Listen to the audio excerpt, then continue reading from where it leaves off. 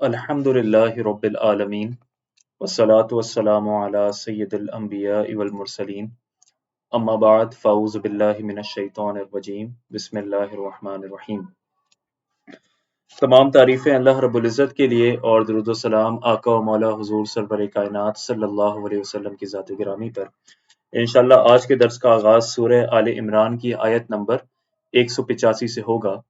अल्लाह ताला से दुआ है कि अल्लाह ताला हमें सही तौर पर कुरान करीम समझने की तौफीक अता फरमाए। बिस्मिल्लाहिर रहमानिर रहीम। कुल्लु नफ्सिन ज़ाइक़तुल मौत, हर जान मौत का मज़ा चखने वाली है। व इन्नमा तुवफ़्फ़ूना उजूरकुम यौमल क़ियामा, और क़यामत के दिन तुम्हें तुम्हारे अजर पूरे पूरे दिए जाएंगे। फमन ज़ुहज़िहा अनिन नारी व उदखिलल जन्नता फ़क़द फ़ाज़ा, तो जिसे आग से बचा लिया गया और जन्नत में दाखिल कर दिया गया तो वो कामयाब हो गया। वमल हयातुद दुनिया इल्ला मताउल गुरूर, और दुनिया की जिंदगी तो सिर्फ धोखे का सामान है। तो यहाँ पे अल्लाह ताला ने जिंदगी की हकीकत को खोलकर बयान कर दिया। जिसे कहा जाता है ना कि किसी शो में अगर जाया जाए और कोई पूछे कि भाई आप एक से दो लाइंस में, एक से दो जुमले में पूरी जिंदगी का निचोड़ बता दें, जिंदगी की कामयाबी का राज बता दें, तो ये आप समझ सकते हैं कि इस एक आयत में अल्लाह तबारक व ताला ने पूरी जिंदगी का एक की टिप जिसे आप कह सकते हैं वो अता फरमा दी कि सबसे पहले तो इस हकीकत को जान लो कि कुल्लु नफ्सिन ज़ाइक़तुल मौत, हर जान को मौत का मजा चखना है, हर एक को मौत आनी है। और फिर उसके बाद इस बात को भी जान लो कि कयामत के दिन तुम्हें पूरा पूरा अजर दिया जाएगा, यानी जो तुम इस जिंदगी में करोगे उसका मुकम्मल अजर दिया जाएगा। और फिर उसके बाद आप इस बात को भी याद रखें कि कामयाबी क्या है। कामयाबी ये है कि जिसे जन्नत में दाखिल कर दिया गया तो वो कामयाब हो गया,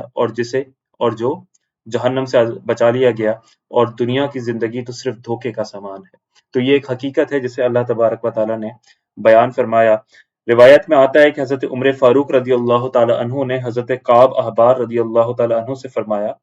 कि ए काब, हमें मौत के बारे में बताइए। तो हजरत काब ने अर्ज की, ए अमीरुल मोमिनीन, मौत एक ऐसी कांटेदार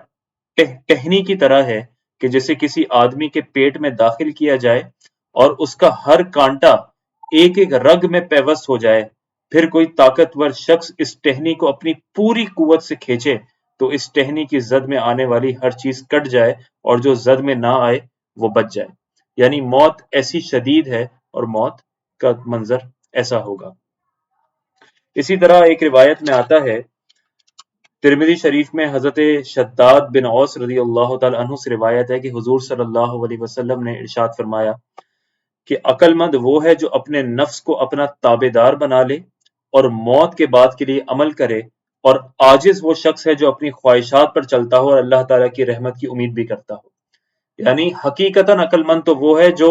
मौत को याद करे, मौत के लिए अमल करता रहे और नफ्स को अपना ताबेदार बना ले, ना कि खुद नफ्स की ताबेदारी करे। और आजिज वो शख्स है कि जो अपनी ख्वाहिशात पर चलता रहे और फिर अल्लाह ताला से रहमत का उम्मीदवार भी हो कि अल्लाह ताला जो है वो करम फरमाएगा। इसी तरह एक रिवायत में है कि हजरत अब्दुल्ला बिन उमर रदी अल्लाह ताला अन्हुमा फरमाते हैं कि मैं नबी करीम सल्लल्लाहु अलैहि वसल्लम के साथ था तो एक अंसारी आपकी खिदमत में हाजिर हुआ और आपको सलाम किया और अर्ज की कि या रसूल अल्लाह, कौन सा मोमिन अफजल है? इरशाद फरमाया जिसके अखलाक उम्दा हो। उसने अर्ज की, सबसे ज्यादा अक्लमंद कौन है? तो इरशाद फरमाया कि जो मौत को ज्यादा याद करता हो और उसकी अच्छी तैयारी करता हो तो वो ही सबसे ज्यादा अक्लमंद है। तो इन रिवायात से, और इसमें कई रिवायात हैं कि जिनसे ये पता चलता है कि मौत को याद करना यही अक्लमंदी है। तो एक तो सबसे पहले इस हकीकत को जान लेना कि हर एक ने मरना है, ये मौत इनेविटेबल है, ये इसे इसे इससे बचा नहीं जा सकता। हर एक को मौत का मजा चखना है। तो अब फिर ये सोचो कि मौत के बाद क्या होगा। अगर आपका पुख्ता ईमान है कि मौत के बाद जन्नत है, जहन्नम है, हिसाब व किताब है, हश्र व नशर है, तो इसका मतलब ये हुआ कि ये जो जिंदगी है 40 साल 60 साल जिंदगी, इसका मतलब कि ये तो बहुत मुख्तसर जिंदगी है। तो फिर आने वाली जिंदगी के लिए अमल किया जाए, और इसीलिए अल्लाह तबारक व ताला ने फिर कामयाबी का मयार भी बयान फरमा दिया, क्योंकि हमारी दुनिया में हर एक के लिए कामयाबी का मुख्तलिफ मयारात हैं। मसलन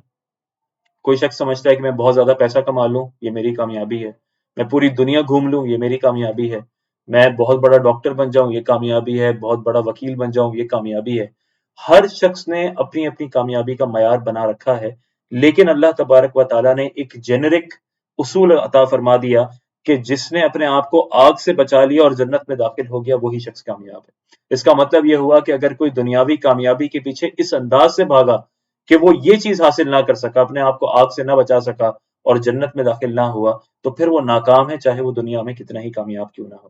اور پھر اللہ تعالیٰ تبارک و تعالیٰ نے اس آیت کے آخر میں فرمایا کہ یہ زندگی تو صرف دھوکے کا سامان ہے۔ تو یہ ساری عیش و عشرت، یہ سارا گلیمر، یہ سب کچھ جو ہے یہ سب دھوکا ہے، اور جیسے ہی موت آتی ہے سب کچھ ختم ہو جاتا ہے۔ اللہ تعالیٰ سے دعا ہے کہ اللہ تعالیٰ ہمیں حقیقی کامیابی کی طرف یعنی موت کے لیے تیاری کرنے کی توفیق عطا فرمائے۔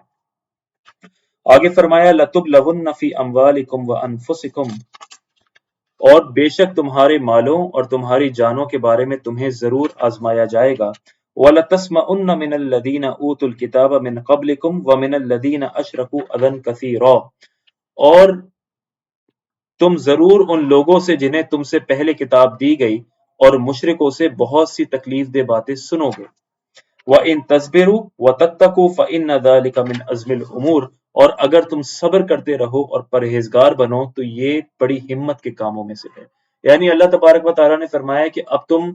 مومن ہو، اب جب تم ایمان لے آئے تو ایسا نہیں کہ بس ایمان لانا تمہارے لیے کافی ہو گیا اور اب تم سیدھا جنت میں جاؤ گے، بلکہ اب تمہارے مالوں سے، تمہاری جانوں سے تمہیں آزمایا جائے گا، کبھی مال کی کمی سے، کبھی اولاد کی ہلاکت سے، کبھی تمہارے اپنی جان کے خوف سے، کبھی تمہاری اپنی قریبی لوگوں کی جان کی ضیاع سے۔ اسی طرح وہ لوگ جنہیں پہلے کتاب دی گئی تھی، یعنی جو یہود و نصارہ ہیں اور جو مشرکین ہیں، وہ تم پر تانے بھی کسیں گے، وہ تم پر باتیں بھی بنائیں گے، تم پر ہنسیں گے، تو ان کی تکلیف دہ باتیں بھی تمہیں سننی پڑیں گی۔ پھر اللہ تعالیٰ کی طرف سے تم پر احکام بھی متوجہ ہوں گے، اپنے نفس کے خلاف جا کے ان احکام کو بھی مکمل کرنا ہوگا، اور زندگی کی بیماریاں اور دیگر تمام تکالیف برداشت کرنی ہوں گی۔ تو اگر ان تمام چیزوں میں تم نے صبر کیا، یعنی تم شکر گزار رہے، اللہ کی اطاعت و فرما برداری میں رہے اور پرہیزگار بنے رہے، تو بس یہ بڑی ہمت کے کاموں میں سے ہے۔ یہی مطالبہ ہے اللہ تبارک و تعالیٰ کی طرف سے، اور پھر اللہ نے فرمایا اگر تم یہ کر گزرے تو یہ بہت بڑا کام ہے۔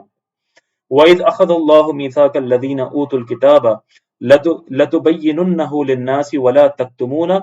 فَنَبَذُوهُ وَرَاءَ ظُهُورِهِمْ وَاشْتَرَوْا بِهِ ثَمَنًا قَلِيلًا فَبِئْسَ مَا يَشْتَرُونَ۔ اور یاد کرو جب اللہ نے ان لوگوں سے عہد لیا جنہیں کتاب دی گئی کہ تم ضرور اس کتاب کو لوگوں سے بیان کرنا اور اسے چھپانا نہیں، تو انہوں نے اس عہد کو فَنَبَذُوهُ وَرَاءَ ظُهُورِهِمْ وَاشْتَرَوْا بِهِ ثَمَنًا قَلِيلًا فَبِئْسَ مَا يَشْتَرُونَ، تو انہوں نے اس عہد کو اپنی پیٹھ کے پیچھے پھینک دیا اور اس کے بدلے تھوڑی سی قیمت حاصل کر لی، تو یہ کتنی بری خریداری ہے۔ یعنی یہاں پر یہود و نصارہ کا ذکر ہے کہ اللہ تبارک و تعالیٰ نے ان سے عہد لیا تھا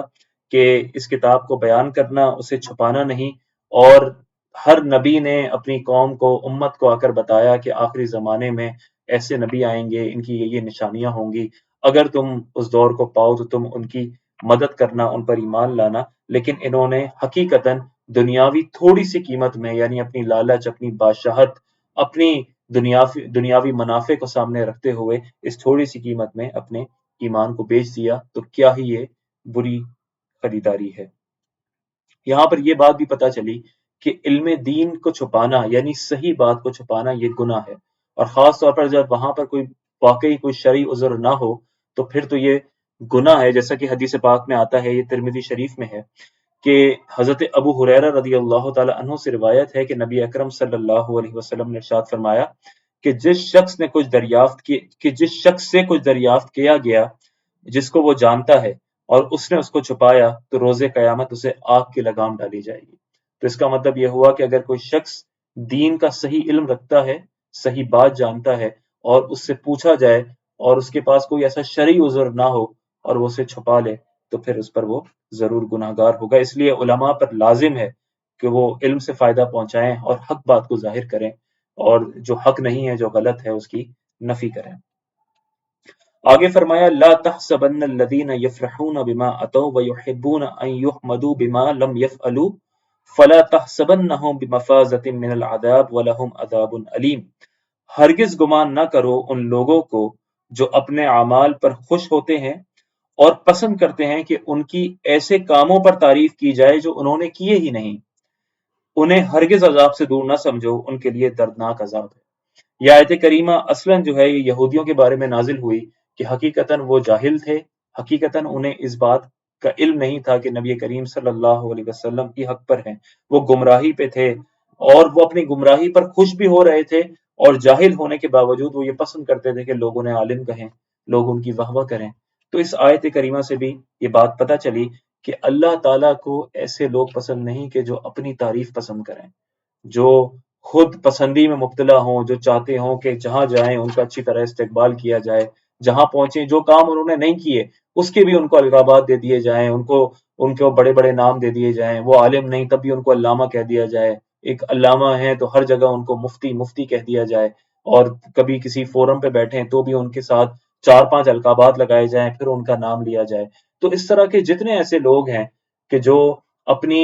شہرت چاہتے ہیں، اپنی تعریفیں چاہتے ہیں اور سب چاہتے ہیں کہ بس لوگ ان کی تعریفیں کرتے رہیں، تو اس کی دین میں مذمت کی گئی ہے اور یہ بالکل پسند نہیں کیا گیا۔ کئی روایات ہیں اس سلسلے میں، جیسے کہ بخاری شریف میں یہ روایت ہے کہ نبی کریم صلی اللہ علیہ وسلم نے ارشاد فرمایا کہ جو شہرت طلب کرے گا اس کے عیبوں کی تشہیر ہوگی، یعنی قیامت کے دن اس کے عیبوں کی تشہیر ہوگی، اور جو شخص لوگوں کو دکھانے کے لیے عمل کرے گا تو اللہ تعالیٰ اسے اس کا بدلہ دے گا۔ اور اس معاملے میں کئی روایات ہیں، تو اگر کسی کے دل میں یہ مرض ہو، اور ایسے کئی لوگ ہمیں نظر آتے ہیں کہ جو بعض اوقات ایک پیر خانے سے وابستہ ہیں، کسی دینی مدرسے میں ہیں، اور آفیسز میں کئی ایسے لوگ ہوتے ہیں کہ جو کام نہیں کرنا چاہتے لیکن وہ چاہتے ہیں کہ ہر وقت ان کی تعریفیں ہوں، ہر وقت ان کی شہرت ہو، ان کے آ کے لوگ واہ واہ کریں۔ تو ایسے لوگوں کو اپنے قلب میں جھانکنا چاہیے اور اپنی اس بیماری کا علاج کرنا چاہیے۔ آگے فرمایا وَلِلَّهِ مُلْكُ السَّمَاوَاتِ وَالْأَرْضِ وَاللَّهُ عَلَى كُلِّ شَيْءٍ قَدِيرٌ، اور اللہ ہی کے لیے آسمانوں اور زمین کی بادشاہی ہے اور اللہ ہر چیز پر قادر ہے۔ تو اللہ جو کچھ آسمان و زمین میں ہے، اللہ تعالیٰ ہر چیز اللہ کی ملکیت ہے، اللہ تعالیٰ ہر چیز کا بادشاہ ہے۔ یہ جو دنیاوی چیزیں ہیں، یعنی یہ اضافت ہے ملکیت کی، یہ صرف دنیاوی اعتبار سے ہے کہ یہ میری گاڑی، یہ میرا گھر، یہ میرا جسم، یہ تمام چیزیں ہیں، یہ پچھلے کچھ سالوں سے جو ایک نعرہ لگتا ہے کہ میرا جسم میری مرضی، حقیقتاً ہر چیز اللہ تبارک و تعالیٰ کی ہے اور اللہ ہی ہر چیز کا مالک ہے۔ تو اس سے یہ بات پتہ چلتی ہے کہ جب ہر چیز اللہ کی ہے، جب ہر چیز کا مالک اللہ ہے، اس کا مطلب یہ ہوا کہ ہر چیز میں اللہ کے احکام اور اس کی شریعت کی تابعداری کی جائے۔ یہی وجہ ہے کہ یہ جسم آپ کا ہے، لیکن آپ اسے اپنے ہر چیز میں اپنے لحاظ سے استعمال نہیں کر سکتے، اپنی شکل بگاڑنے کی آپ کو اجازت نہیں ہے، بغیر کسی وجہ کے اپنا ہاتھ توڑوانے کی آپ کو اجازت نہیں ہے، بغیر کسی وجہ کے آپ کو اپنا کوئی آرگن ڈونیٹ کرنے کی اجازت نہیں ہے۔ اسی طرح آئی بروز بنانا، اسی طرح مرد کا کالا خضاب لگانا، اسی طرح اور اپنی جسم پہ چیزیں کرنا، اس کی اجازت نہیں ہے۔ یہ جسم اللہ تبارک و تعالیٰ کی حقیقتاً ملکیت ہے، تو جو اللہ چاہے گا وہ ویسا ہی ہوگا۔ اسی طرح آپ کے پاس بہت سارا مال ہے، پیسہ ہے آپ کے اکاؤنٹ میں، وہ آپ کا پیسہ ہے لیکن حقیقتاً اللہ کا ہے، اسی لیے آپ پر لازم ہے کہ آپ اس پہ زکوٰۃ ادا کریں۔ تو ہر چیز جو ہے وہ اللہ کی ملکیت میں ہے۔ یہ تو بہت چھوٹی مثالیں ہیں، جسم ہو گیا، مال ہو گیا، کائنات کا ذرہ ذرہ ہر چیز جو ہے اس کی بادشاہی اللہ کے لیے ہے۔ واللہ علی کل شیء قدیر، اور اللہ ہر چیز پر قادر ہے، یعنی جو ممکن ہے، جو پاسبل ہے، جو ہو سکتا ہے، اللہ تعالیٰ ہر چیز پر قادر ہے۔ تو یہ اللہ تبارک و تعالیٰ نے اپنی قدرت کی نشانی عطا فرمائی کہ حضرت آدم علیہ السلام کو بغیر ماں باپ کے پیدا فرما دیا، حضرت بی بی حوا کو حضرت آدم کی پسلی سے پیدا فرما دیا، حضرت عیسیٰ کو بغیر باپ کے پیدا فرما دیا، حضرت صالح علیہ السلام کی اونٹنی کو پہاڑ سے نکال دیا، اسی طرح حضرت زکریا علیہ السلام اور ان کی زوجہ کو بہت طویل عمر میں، بہت بڑی عمر میں، کہ جب بچے کی پیدائش تقریباً ناممکن ہو، اس وقت میں حضرت یحییٰ علیہ السلام کی خوشخبری عطا فرما دی اور بیٹا عطا فرمایا۔ تو یہ تمام وہ چیزیں ہیں، اور یہ تو صرف میں نے اولاد کے حوالے سے مثال پیش کی، اللہ تبارک و تعالیٰ تو کائنات میں ہر چیز پر قادر ہے۔ تمام معجزات، کرامات کے جو اللہ تبارک و تعالیٰ نے قرآن کریم میں بیان فرمائیں یا جو احادیث میں ہمیں ملتی ہیں، یہ سب اللہ تعالیٰ کی قدرت میں ہے۔ اسی لیے زندگی میں جو بھی مرحلہ ہو، چاہے کسی کا رشتہ نہ ہو، چاہے کوئی بے اولاد ہو، چاہے کوئی شدید بیمار ہو، ہمیشہ اللہ تبارک و تعالیٰ سے امید قائم رکھیں۔ اللہ تبارک و تعالیٰ ہر چیز پر قادر ہے اور آپ کو ہر چیز عطا فرما سکتا ہے۔ آگے فرمایا ان فی خلق السماوات والارض واختلاف اللیل والنہار لآیات لأولی الالباب، کہ بے شک آسمانوں اور زمین کی پیدائش اور رات اور دن کی باہم تبدیلی میں عقل مندوں کے لیے نشانیاں ہیں۔ ایک روایت ہے، پہلے یہ سنتے ہیں۔ حضرت عبداللہ بن عباس رضی اللہ تعالی عنہما فرماتے ہیں کہ میں حضرت میمونہ رضی اللہ تعالی عنہا کے گھر رات میں ٹھہرا، اور اس دن سرکار دو عالم صلی اللہ علیہ وسلم بھی ان کے ہاں آرام فرما تھے۔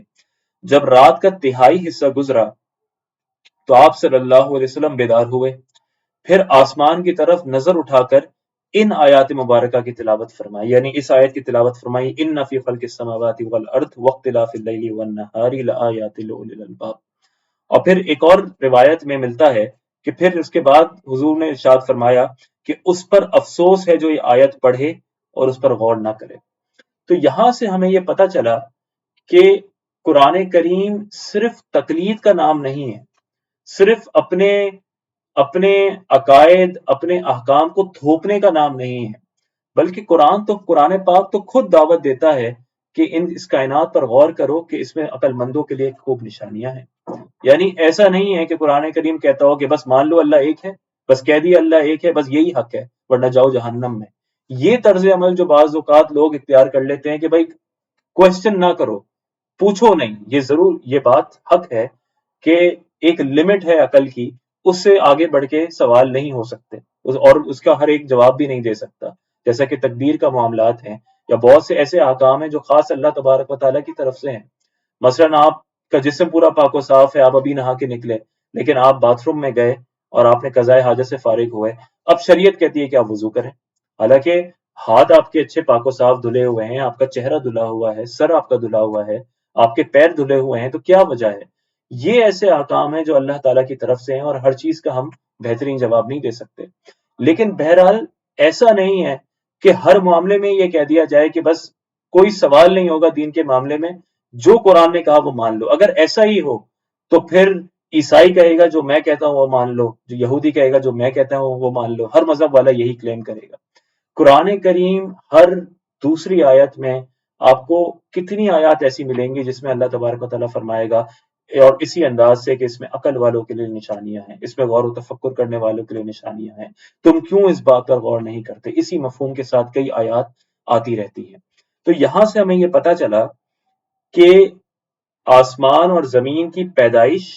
اور رات اور دن کے پلٹنے میں غور کرنا یہ غیر اسلامی نہیں ہے۔ جو بعض اوقات لوگ یہ تفریق کر دیتے ہیں کہ یہ علم دین اور یہ دنیاوی علم، تو لوگ کہتے ہیں میں دنیاوی علم یہ حاصل کر رہا ہوں اور دینی علم یہ حاصل کر رہا ہوں۔ یہ جو تفریق ہے یہ بڑی عجیب و غریب تفریق ہے۔ حالانکہ اگر کوئی شخص کاسمولوجی پڑھتا ہے، جغرافی پڑھتا ہے، بایولوجی پڑھتا ہے اور کوئی بھی ایسا سائنس پڑھتا ہے، کوئی بھی نیچرل سائنس، تو وہ اگر صحیح نیت سے پڑھے اور اس میں اللہ تبارک و تعالیٰ کو ڈھونڈنے کی کوشش کرے، اس کی نشانیاں دیکھنے کی کوشش کرے، تو وہ عین علم دین ہو جائے گا۔ اور ہمارے بزرگان دین تو ان تمام علوم پر بہت زبردست دسترس رکھتے تھے۔ کئی ایسے بزرگان دین ہیں کہ جو اس کاسمولوجی کو، اس پورے پلانٹس کے نظام کو، پوری آسمانی دنیا کی تمام چیزوں کو بہت اچھی طرح جانتے تھے، ان کے بارے میں انہیں میتھمیٹکس کا علم رکھتے تھے۔ لیکن آج ہمارے معاشرے میں یہ تفریق ہو چکی ہے کہ شاید یہ جو ہے اس کا دین سے تعلق نہیں اور اس پہ ثواب نہیں ملے گا۔ حالانکہ آپ دیکھیں اللہ تبارک و تعالیٰ تو خود دعوت دیتا ہے کہ ان آسمانوں اور زمین کی پیدائش میں اور رات اور دن کے پلٹنے میں عقل والوں کے لیے نشانیاں ہیں۔ تو جو عقل والا ہوگا، عقل مند ہوگا، وہ اس میں غور کرے گا اور پھر وہ اسے اللہ تبارک و تعالیٰ کی معرفت حاصل ہوگی۔ اب یہ جو عقل مند ہے، اولو الالباب، یہ کون ہے؟ اگلی آیت میں اللہ نے ان کے اوصاف بیان فرمائے اور بڑی خوبصورت انداز میں بیان فرمائے۔ الذین یذکرون اللہ قیاما وقعودا وعلی جنوبہم ویتفکرون فی خلق السماوات والارض، جو کھڑے اور بیٹھے اور پہلوؤں کے بل لیٹے ہوئے اللہ کو یاد کرتے ہیں اور آسمانوں اور زمین کی پیدائش میں غور کرتے ہیں۔ ربنا ما خلقت ھذا باطلا، اور کہتے ہیں اے ہمارے رب تو نے یہ سب بیکار نہیں بنایا، سبحانک فقنا عذاب النار، تو پاک ہے، تو ہمیں دوزخ کے عذاب سے بچا لے۔ تو جو عقل والا ہے اللہ کے نزدیک، اللہ کے نزدیک جو عقل والا ہے، آج ہمارے معاشرے میں دانشور نہیں، جو اوٹ پٹانگ قسم کے چینل پر آ کر بیٹھ جاتے ہیں اور جو دینی عقائد ہیں، دینی ستون ہیں، جو مسلمات ہیں، ان کے خلاف بکتے ہیں، ان کے خلاف عجیب تذبذب پیدا کر دیتے ہیں۔ اللہ تبارک و تعالیٰ کے نزدیک عقل والے وہ ہیں کہ جو کھڑے بیٹھے پہلوؤں کے بل اللہ کو یاد کرتے ہیں۔ اور یہاں پہ اللہ کو یاد کرنا ضروری نہیں کہ وہ زبان سے صرف تسبیح کرتے ہیں، اللہ اللہ سبحان اللہ، یہ بھی اللہ کو یاد کرنا ہے، لیکن یہاں پر وہ بھی شامل ہیں کہ جو کائنات میں غور و تفکر کرتے ہیں، جو چیزوں میں غور و تفکر کرتے ہیں، جو ہر چیز میں دیکھتے ہیں کہ دیکھو اللہ نے کیا کمال پیدا فرمایا، اللہ نے کتنا زبردست صانع ہے، جو دل میں اللہ کو یاد کرتے ہیں، دل میں شکر گزاری کرتے ہیں، یہ تمام لوگ جو ہیں یہ سب اسی میں شامل ہیں۔ اور پھر دیکھیں اور پھر دیکھیں کیا فرمایا کہ جو عقل والے ہیں، ایک تو کھڑے بیٹھے پہلوؤں کے بل لیٹے ہوئے اللہ کو یاد کرتے ہیں، اور آسمانوں اور زمینوں کی پیدائش میں غور کرتے ہیں۔ اس کا مطلب یہ ہوا کہ آسمان اور زمین کی پیدائش میں غور کرنا، ایک ہے آسمان کو دیکھ لینا، زمین کو دیکھ لینا، یہ تو ہر ایک دیکھتا ہے، بلکہ امام غزالی نے تو لکھا ہے کہ یہ تو جانور بھی دیکھتے ہیں، تو پھر جانور اور انسان میں فرق کیا ہوا؟ انسان کا کمال یہ ہے کہ وہ ان کی پیدائش پر غور کرے۔ تو پیدائش پہ غور کیسے ہوگا آج کے دور میں کہ آپ کوئی کتاب پڑھیں کہ یہ آسمان کی تخلیق کیسی ہے، اس کے کیا کیا اوصاف ہیں، زمین کیا ہے، زمین کے معدنیات کیسے نکلتے ہیں، پوری سائنس کو پڑھا جائے تو پھر یہ ہوگا غور و تفکر زمین اور آسمان کی پیدائش میں۔ اور پھر آگے فرمایا کہ جب یہ غور و تفکر کرتے ہیں تو پھر اس نتیجے پر پہنچ جاتے ہیں اور کہتے ہیں کہ ربنا ما خلقت ھذا باطلا، اے ہمارے رب تو نے یہ سب بیکار نہیں بنایا، سبحانک فقنا عذاب النار، تو پاک ہے، تو ہمیں دوزخ کے عذاب سے بچا لے۔ تو ان کی آخری دعا یہ ہوتی ہے کہ اے اللہ تو ہمیں دوزخ کے عذاب سے بچا لے۔ تو یہ جو عقل والے ہیں، ان کی عقل عروج پر ہوتی ہے، یہ پیدائش پر غور بھی کرتے ہیں، یہ ہر چیز حاصل کرتے ہیں، اور پھر آخر میں اللہ سے دعا کرتے ہیں اللہ تعالیٰ تو ہمیں دوزخ کے عذاب سے بچا لے۔ اور ہمارے معاشرے میں جو عقل والے دانشور جو زیادہ عقل پکڑ لیتے ہیں، وہ اللہ کو چھوڑ کر اور بالکل دین کی حدود سے آزاد ہو جاتے ہیں اور دین کو توڑ موڑ کے اپنے لحاظ سے پیش کرتے ہیں۔ لیکن جو عقل والا ہے، جو صحیح طور پہ جسے اللہ نے عقل والا کہا، وہ کہتا ہے اللہ تو ہمیں دوزخ کے عذاب سے بچا لے۔ آگے فرمایا ربنا انک من تدخل النار فقد اخزیتہ وما للظالمین من انصار، اے ہمارے رب بے شک جسے تو دوزخ میں داخل کرے گا اسے تو نے ضرور رسوا کر دیا، وما للظالمین من انصار، اور ظالموں کا کوئی مددگار نہیں۔ ربنا اننا سمعنا منادیا ینادی للایمان ان آمنوا بربکم فآمنا، تو اے ہمارے رب بے شک ہم نے ایک ندا دینے والے کو ایمان کی ندا یوں دیتے ہوئے سنا کہ اپنے رب پر ایمان لاؤ، تو ہم ایمان لے آئے۔ یہاں پر ندا دینے والا کون ہے؟ یہاں پہ مفسرین نے فرمایا کہ یہاں سے مراد نبی کریم صلی اللہ علیہ وسلم کی ذات اقدس ہے۔ پھر فرمایا ربنا فاغفر لنا ذنوبنا وکفر عنا سیئاتنا وتوفنا مع الابرار، تو ہم ایمان لے آئے، پس اے ہمارے رب تو ہمارے گناہ بخش دے اور ہم سے ہماری برائیاں مٹا دے اور ہمیں نیک لوگوں کے گروہ میں موت عطا فرما۔ ربنا وآتنا ما وعدتنا على رسلك ولا تخزنا یوم القیامہ انک لا تخلف المیعاد، اور اے ہمارے رب ہمیں وہ سب عطا فرما جس کا تو نے اپنے رسولوں کے ذریعے ہم سے وعدہ فرمایا، اور ہمیں قیامت کے دن رسوا نہ کرنا، بے شک تو وعدہ خلافی نہیں کرتا۔ تو بہت ہی خوبصورت دعا ہے، اور اگر یہ دعا یاد ہو اور میں اور آپ کوشش کریں تو یہ بڑی زبردست دعا ہے کہ جس کا ورد ہونا چاہیے، جسے پڑھنا چاہیے۔ تو یہاں سے ہمیں کچھ باتیں پتہ چلیں۔ ایک تو یہ کہ اللہ تبارک و تعالیٰ نے دعا کا طریقہ تعلیم فرما دیا۔ اس کے بعد آپ یہ دیکھیں کہ اس میں ایک دعا یہ بھی ہے کہ ربنا فاغفر لنا ذنوبنا، ہمارے گناہوں کو معاف فرما، اور وکفر عنا سیئاتنا وتوفنا مع الابرار، کہ ہمیں نیک لوگوں کے گروہ میں موت عطا فرما، یعنی ہمیں ان نیک لوگوں میں شامل فرما کہ جو نیک گروہ ہیں، کہ جو نجات یافتہ ہیں، جو کامیاب ہیں، اور ان کے گروہ میں موت عطا فرما۔ تو یہ بھی ایک بڑی اہم بات ہے کہ انسان نیک لوگوں میں شامل ہو اور ان میں موت آئے۔ یہ دعا کافی تھی کہ اللہ ہمیں کامیابی عطا فرما، ہمیں جہنم کے عذاب سے بچا لے، جنت عطا فرما، یہ کافی تھا۔ لیکن دیکھیں دعا میں یہ حصہ بھی ہے کہ نیک لوگوں کے گروہ میں موت عطا فرما، تو اس بات کی بڑی اہمیت ہے۔ اور ابھی وقت نہیں ہے، لیکن اس میں علماء نے تفصیل سے لکھا ہے کہ جو نیک صحبت ہے، کہ جو لوگ تصوف میں نیک لوگوں سے وابستہ ہوتے ہیں، ان کی جب موت آتی ہے تو ان کے لیے بڑی آسانیاں ہوتی ہیں، ان کے لیے بڑے وسائل پیدا ہو جاتے ہیں۔ اسی طرح جب انسان دفن ہوتا ہے اور وہ نیک لوگوں کے درمیان ہو، تو اگرچہ وہ گناہگار ہو، لیکن جس طرح انسان اپنے پڑوسیوں سے زندگی میں فائدہ حاصل کرتا ہے، اسی طرح وہ نیک جو پڑوسی ہیں مرنے کے بعد ان سے بھی فائدہ حاصل کرتا ہے۔ آگے اللہ تبارک و تعالیٰ نے فرمایا فَاسْتَجَابَ لَهُمْ رَبُّهُمْ أَنِّي لَا أُضِيعُ عَمَلَ عَامِلٍ مِّنكُم مِّن ذَكَرٍ أَوْ أُنثَىٰ بَعْضُكُم مِّن بَعْضٍ فَالَّذِينَ هَاجَرُوا وَأُخْرِجُوا مِن دِيَارِهِمْ وَأُوذُوا فِي سَبِيلِي وَقَاتَلُوا وَقُتِلُوا لَأُكَفِّرَنَّ عَنْهُمْ سَيِّئَاتِهِمْ وَلَأُدْخِلَنَّهُمْ جَنَّاتٍ تَجْرِي مِن تَحْتِهَا الْأَنْهَارُ ثَوَابًا مِّنْ عِندِ اللَّهِ وَاللَّهُ عِندَهُ حُسْنُ الثَّوَابِ۔ تو ان کے رب نے ان کی دعا قبول فرما لی کہ میں تم میں سے عمل کرنے والوں کے عمل کو ضائع نہیں کروں گا، وہ مرد ہو یا عورت، تم آپس میں ایک ہی ہو۔ بس جنہوں نے ہجرت کی اور اپنے گھروں سے نکالے گئے اور میری راہ میں انہیں ستایا گیا اور انہوں نے جہاد کیا اور قتل کر دیے گئے، تو میں ضرور ان کے سب گناہوں سے مٹا دوں گا اور ضرور انہیں ایسے باغات میں داخل کر دوں گا جن کے نیچے نہریں جاری ہیں۔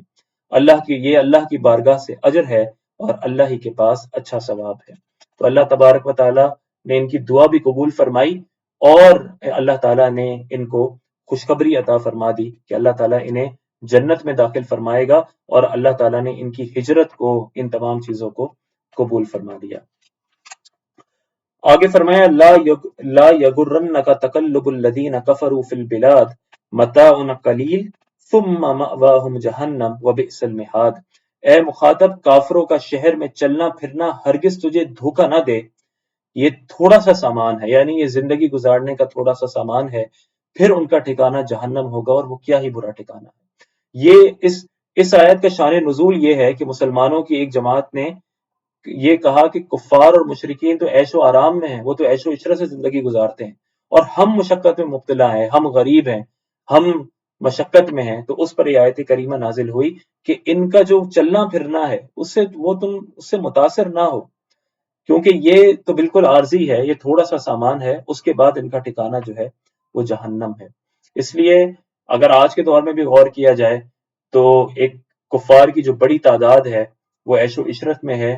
وہ ڈیولپڈ کنٹریز میں ہے، ان کے پاس ہر قسم کی سہولت موجود ہے۔ وہ تھرڈ ورلڈ کنٹریز میں، یا جو ایک مسلمانوں کی میجورٹی ہے، ان کی طرح تکالیف میں نہیں ہے، مشقت میں نہیں ہے، ان کے پاس ہر چیز کا آرام و سکون ہے۔ تو آج ان کو دیکھ کر بہت سے ہمارے لوگ متاثر ہوتے ہیں کہ دیکھو ان کے پاس کیا ہے،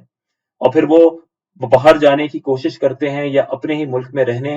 رہتے ہوئے ان کے کلچر کو اپناتے ہیں، ان جیسا بننے کی کوشش کرتے ہیں، اور ان سے شدید متاثر ہوتے ہیں، لیکن چونکہ وہ ایمان کی دولت سے خالی ہیں تو ان کا بہرحال ٹھکانہ جہنم ہے، اور یہ زندگی تو تھوڑا سا سامان ہے، اس لیے متاثر ہونے کی اس میں کوئی ضرورت نہیں۔ آگے فرمایا لیکن الذین اتقوا ربهم لهم جنات تجری من تحتها الانہار خالدین فیہا نزلا من عند اللہ وما عند اللہ خیر للابرار۔ لیکن وہ لوگ جو اپنے رب سے ڈرتے ہیں، ان کے لیے جنتیں ہیں جن کے نیچے نہریں بہ رہی ہیں، ہمیشہ ان میں رہیں گے۔ یہ اللہ کی طرف سے مہمان نوازی کا سامان ہے، اور جو اللہ کے پاس ہے وہ نیکوں کے لیے بہترین چیز ہے۔ یعنی وہ لوگ جو اپنے رب سے ڈرتے ہیں، جنہوں نے تقوی اختیار کیا ہوا ہے، وہ اس عیش و عشرت، اس دنیاوی چیز سے متاثر نہ ہوں، کیونکہ اللہ نے ان کے لیے تو جنتیں رکھی ہیں، اور وہ جنتیں ایسی ہیں کہ جن کے نیچے سے نہریں بہتی ہیں، اور وہ دنیاوی ساز و سامان کی طرح عارضی نہیں، بلکہ وہ اس میں ہمیشہ رہنے والے ہیں، اور یہ اللہ کے پاس جو ان کے لیے اجر ہے وہ بہت بہتر ہے۔ ایک حدیث پاک میں آتا ہے، صحیح بخاری و مسلم میں ہے، کہ حضرت عمر رضی اللہ تعالیٰ عنہ نبی کریم صلی اللہ علیہ وسلم کے در رحمت میں حاضر ہوئے، تو انہوں نے دیکھا کہ رسول اللہ صلی اللہ علیہ وسلم بوریے پر آرام فرما رہے ہیں، اور سر اقدس کے نیچے چمڑے کا تکیہ ہے جس میں ناریل کے ریشے بھرے ہوئے ہیں، اور جس میں مبارک پر بوریے کے نشانات نقش ہو گئے۔ یہ حال دیکھ کر سیدنا فاروق اعظم رضی اللہ تعالیٰ عنہ رو پڑے اور حضور سے فرمایا، حضور نے رونے کا سبب دریافت کیا تو عرض کیا کہ یا رسول اللہ، کیسر و کسرہ تو عیش و آرام میں ہوں اور آپ اللہ عز و جل کے رسول ہو کر اس حالت میں ہوں۔ تو نبی کریم صلی اللہ علیہ وسلم نے ارشاد فرمایا کہ اے عمر، کیا تمہیں پسند نہیں کہ ان کے لیے دنیا ہو اور ہمارے لیے آخرت ہو؟ تو یہ جو دنیا ہے یہ بہت عارضی ہے، اس میں اللہ تعالیٰ نے کفار کو آرام عطا فرمایا، اور آخرت حقیقتاً مومنین کے لیے ہے۔ اور اس میں اور کئی ایسی روایات ہیں کہ جیسے کہ مثلا بخاری شریف میں ہے، حضرت ابو ہریرہ رضی اللہ تعالیٰ عنہ سے روایت ہے کہ نبی کریم صلی اللہ علیہ وسلم نے ارشاد فرمایا کہ اللہ تعالیٰ فرماتا ہے کہ میں نے اپنے نیک بندوں کے لیے وہ نعمتیں یا تیار کر رکھی ہیں کہ جنہیں نہ کسی آنکھ نے دیکھا، نہ کسی کان نے سنا، اور نہ کسی آدمی کے دل پر ان کا خطرہ گزرا۔ یعنی وہ نعمتیں ہیں مومنین کے لیے کہ جو بالکل انمیجنیبل، انبلیویبل، بالکل ویسی نعمتیں آپ کو عطا فرمائی جائیں گی۔ وَإِنَّ مِنْ أَهْلِ الْكِتَابِ لَمَنْ يُؤْمِنُ بِاللَّهِ وَمَا أُنزِلَ إِلَيْكُمْ وَمَا أُنزِلَ إِلَيْهِمْ خَاشِعِينَ لِلَّهِ لَا يَشْتَرُونَ بِآيَاتِ اللَّهِ ثَمَنًا قَلِيلًا أُولَئِكَ لَهُمْ أَجْرُهُمْ عِنْدَ رَبِّهِمْ إِنَّ اللَّهَ سَرِيعُ الْحِسَابِ۔ اور بے شک کچھ اہل کتاب ایسے ہیں جو اللہ پر اور جو تمہاری طرف نازل کیا گیا اس پر اور جو ان کی طرف نازل کیا گیا اس پر اس حال میں ایمان لاتے ہیں کہ ان کے دل اللہ کے حضور جھکے ہوئے ہیں، وہ اللہ کی آیتوں کے بدلے ذلیل قیمت نہیں لیتے۔ یہی وہ لوگ ہیں جن کا ثواب ان کے رب کے پاس ہے اور اللہ جلد حساب کرنے والا ہے۔ جب حبشہ کے بادشاہ نجاشی کا انتقال ہوا اور یہ خبر پہنچی تو چونکہ وہ مومن ہو چکا تھا تو نبی کریم صلی اللہ علیہ وسلم نے فرمایا کہ چلو اپنے بھائی کی نماز جنازہ پڑھو، اور آپ جو ہے وہ بقی کی طرف تشریف لے گئے۔ اس کے بعد جو ہے وہ آپ حبشہ کی زمین جو ہے وہ نبی کریم صلی اللہ علیہ وسلم کے سامنے حاضر ہو گئی اور آپ نے 4 تکبیرات کے ساتھ جنازہ پڑھا اور استغفار فرمائی۔ جب یہ منافقین تک بات پہنچی تو انہوں نے کہا کہ دیکھو حیرت کی بات ہے، ایک نصرانی بادشاہ پر ان کا رسول جو ہے وہ جنازہ پڑھتا ہے، ان کی نماز جنازہ پڑھتا ہے، حالانکہ نصرانیوں کی ویسے مخالفت کرتے ہیں۔ اس پر یہ آیت کریمہ نازل ہوئی کہ اہل کتاب میں سے کچھ ایسے ہیں جو اللہ پر اور جو تمہاری طرف نازل کیا گیا اس پر اور جو ان کی طرف نازل کیا گیا تھا اس پر اس حال میں ایمان لاتے ہیں کہ ان کے دل اللہ کے حضور جھکے ہوئے ہیں اور وہ اللہ کی آیتوں کے بدلے ذلیل قیمت نہیں لیتے۔ یہی وہ لوگ ہیں جن کا ثواب ان کے رب کے پاس اور اللہ جلد حساب کرنے والا ہے۔ تو وہ جو یہود و نصارہ مدینہ میں موجود ہیں وہ ایمان نہیں لا رہے، وہ تھوڑی سی قیمت کے بدلے میں حقیقت چھپاتے ہیں، اور جو حبشہ کا بادشاہ ہے وہ ایمان لے آیا، اور جب منافقین نے یہ بات کی تو اللہ تبارک و تعالیٰ نے آیت کریمہ نازل کی کہ وہ ایسے نہیں ہیں، بلکہ اہل کتاب میں بھی ایسے لوگ موجود ہیں جن کے دل اللہ کی طرف جھک چکے ہیں۔ یا ایھا الذین آمنوا اصبروا والصابروا والرابطوا واتقوا اللہ لعلکم تفلحون۔ اے ایمان والوں، صبر کرو اور صبر میں دشمنوں سے آگے رہو، اور اسلامی سرحد کی نگہبانی کرو اور اللہ سے ڈرتے رہو اس امید پر کہ تم کامیاب ہو جاؤ گے۔ تو صبر کا مطلب ہے اپنے نفس کی مخالفت کرنا، نفس کو اس چیز سے روکنا جس کا شریعت نے منع کر دیا ہو۔ اس میں ہر چیز داخل ہے، اس کا ایک عام معنی ہے۔ اللہ تبارک و تعالیٰ نے فرمایا اے مومنین صبر کرو اور جو تمہارے دشمن ہیں ان کے مقابلے میں صبر سے آگے بڑھو، اور پھر اسلامی سرحد کی نگہبانی کرو۔ تو یہ جو اپنی سرحد کی نگہبانی کرنا ہے، اپنے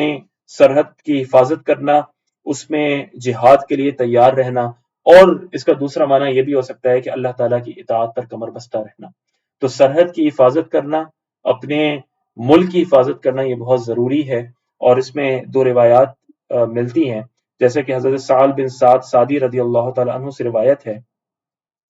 کہ سرکار دو عالم صلی اللہ علیہ وسلم نے ارشاد فرمایا کہ راہ خدا میں ایک دن سرحد کی نگہبانی کرنا دنیا و ما فیہا سے بہتر ہے۔ اسی طرح ایک روایت میں ہے کہ حضرت سلمان رضی اللہ تعالیٰ عنہ سے یہ راوی ہیں کہ تاجدار رسالت صلی اللہ علیہ وسلم نے ارشاد فرمایا کہ ایک دن اور ایک رات سرحد کی حفاظت کرنا 1 مہینے کے روزوں اور قیام سے بہتر ہے، اور حفاظت کرنے والا اگر مر گیا تو اس کے اس عمل کا اجر جاری رہے گا اور وہ فتنہ قبر سے محفوظ رہے گا۔ تو بہت زیادہ اجر ہے ان لوگوں کے لیے کہ جو سرحد پر نگہبانی کرتے ہیں، حفاظت کرتے ہیں۔ سلام ہے ان تمام امت مسلمہ کے فوجیوں کو، مجاہدین کو، کہ جو سرحدوں پر رہتے ہیں، کئی مہینے سرحدوں پر گزارتے ہیں، اسی میں شہید بھی ہو جاتے ہیں اور اپنے ملک کی حفاظت کرتے ہیں، اور ان کی لاکھوں کروڑوں کی عوام، ان کی ملکوں کی، وہ چین و سکون سے اپنے گھروں میں آرام کرتے ہیں، سوتے ہیں بغیر کسی خوف کے۔ تو اللہ تعالیٰ تبارک و تعالیٰ ایسے تمام لوگوں کو کامیابی عطا فرمائے اور ڈھیروں اجر عطا فرمائے۔ یہاں پر ہماری سورہ آل عمران کا اختتام ہوا۔ انشاءاللہ اگلے درس سے سورہ نساء کا آغاز ہوگا۔ اللہ تعالیٰ سے دعا ہے کہ اللہ تعالیٰ ہمیں اسی طرح استقامت کے ساتھ درس قرآن کرنے کی توفیق عطا فرمائے۔ السلام علیکم ورحمۃ اللہ وبرکاتہ۔